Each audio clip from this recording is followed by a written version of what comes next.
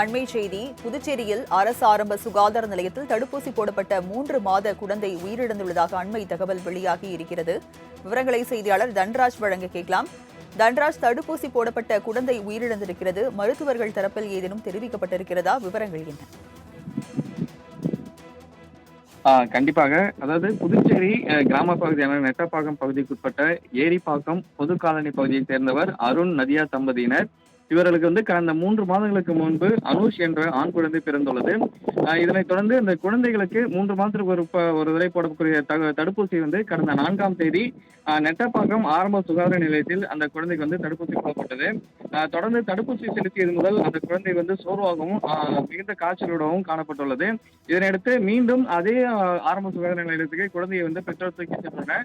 அப்போது அங்கு பணியில் இருந்த செவிலியர்கள் மற்றும் பணியாளர்கள் மருத்துவர் இல்லாததால் அவர்களே இது சாதாரண காய்ச்சல் தான், இதெல்லாம் பயப்பட தேவையில்லை என கூறி திருப்பி அனுப்பியுள்ளனர்.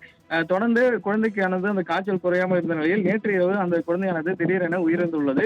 இதனைத் தொடர்ந்து மருத்துவம் அந்த ஆரம்ப சுகாதார நிலையத்தின் அலட்சியமே குழந்தை இறப்புக்கு காரணம் எனவும் உரிய மருத்துவர்கள் அந்த ஆரம்ப சுகாதார நிலையத்தில் பணியில் இல்லாததே இந்த குழந்தையின் இறப்புக்கு காரணம் என கூறி குழந்தையின் பெற்றோர் மற்றும் உறவினர்கள் புதுச்சேரி நெட்டப்பாக்கம் சாலையில் மறியலில் ஈடுபட்டு வருகின்றனர். தொடர்ந்து இது போன்ற இந்த கிராமப்புறங்களில் உள்ள ஆரம்ப சுகாதார நிலையங்களில் உரிய மருத்துவர்கள் இருப்பதில்லை என்றும் செவிலியர்களே உரிய சிகிச்சை அளித்து வருவதாகவும் தொடர் குற்றச்சாட்டாக எழுந்து வருகிறது.